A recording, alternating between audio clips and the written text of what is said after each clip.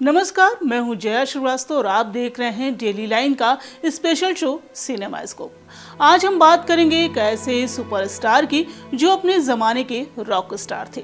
जब उन्होंने बतौर हीरो सिने जगत में कदम रखा तो लोगों ने कहा तुम सा नहीं देखा। उनकी डांसिंग स्टाइल ऐसी थी कि लोगों ने कभी उन्हें राजकुमार कहा तो कभी जंगली। हम बात कर रहे हैं शम्मी कपूर की। 21 अक्टूबर 1931 को मुंबई में मशहूर कलाकार और फिल्मकार पृथ्वीराज कपूर के घर में शम्मी कपूर का जन्म हुआ। बचपन में उनका नाम शमशेर राज कपूर था, लेकिन फिल्मों में वो शम्मी कपूर के नाम से मशहूर हुए।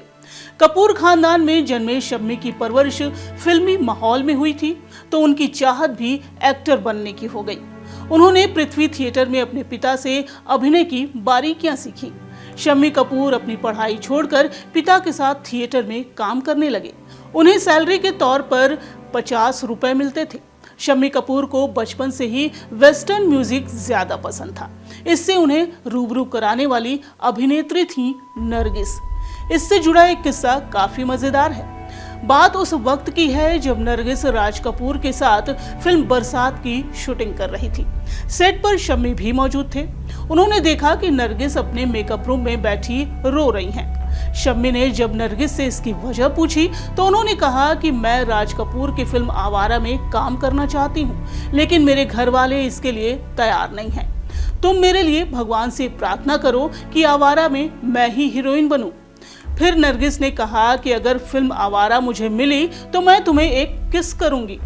नरगिस को फिल्म आवारा में राज कपूर की हीरोइन बनने का मौका मिल गया। फिल्म की शूटिंग हो रही थी। सेट पर शम्मी कपूर भी मौजूद थे। नरगिस उन्हें देखकर घबरा गई और उन्होंने कहा मैं तुम्हें किस नहीं करूंगी।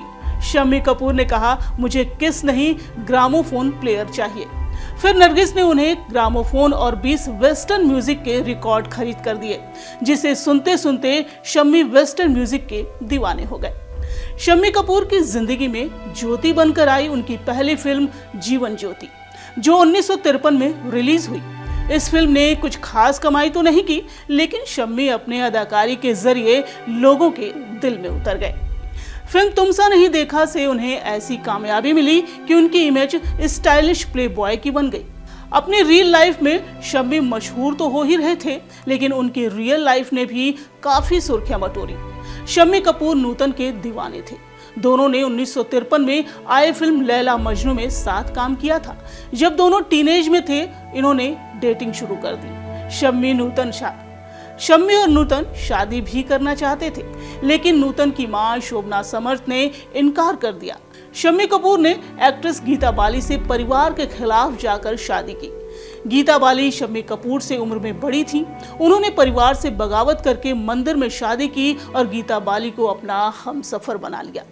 ये रिश्ता महज 10 साल ही चल पाया, क्योंकि चेचक की वजह से गीता साल 1965 में इस दुनिया को अलविदा कह गई। गीता बाली के जाने के बाद उनका दिल एक्ट्रेस मुमताज पर आ गया, जो उनसे करीब 20 साल छोटी थी। जब मुमताज महज 18 साल की थी, उस वक्त ही शम्मी कपूर ने उन्हें शादी के लिए प्रपोज कर दिया था। मुमताज भी शम्मी से बेइंतहा मोहब्बत करती थी, लेकिन शम्मी कपूर की एक शर्त की वजह से मुमताज और शम्मी का रिश्ता टूट गया। दरअसल शम्मी कपूर ने ये शर्त रख दी थी कि शादी के बाद मुमताज फिल्मों में काम नहीं करेंगी, जिससे अभिनेत्री ने इनकार कर दिया और ये रिश्ता टूट गया। बच्चों के खातिर शम्मी कपूर ने एक बार फिर शादी की। उन्होंने शाही परिवार से ताल्लुक रखने वाली नीला देवी संग 7 फेरे लिए, लेकिन उनके सामने भी एक शर्त रखी कि वो ताउम्र मां नहीं बनेंगी और गीता के बच्चों को ही पालेंगी। नीला देवी ने ये शर्त मान ली और ताउम्र इस पर खरी भी उतरी। शम्मी कपूर ने हिंदी फिल्म इंडस्ट्री को तुम सा नहीं देखा, कश्मीर की कली, तीसरी मंजिल, जानवर और पगला कहिंका जैसी शानदार फिल्में दी। सही मायनों में कहें तो शम्मी कपूर का जन्म ही अभिनय के लिए हुआ था। वो ऐसे कलाकार थे जिन्होंने अपने जीवन के अंतिम दिनों में भी हिंदी सिनेमा को रॉकस्टार जैसी सुपरहिट फिल्म दी। उनकी फिल्म रॉकस्टार साल 2011 में रिलीज हुई थी और 14 अगस्त 2011 को ही बॉलीवुड के एल्विस प्रेस्ली के नाम से मशहूर रहे शम्मी कपूर ने इस दुनिया को अलविदा कह दिया था। आज के सिनेमा स्कोप में बस इतना ही। अगली बार बॉलीवुड की किसी और सुनी अनसुनी कहानियों के साथ हाजिर होंगे। नमस्कार।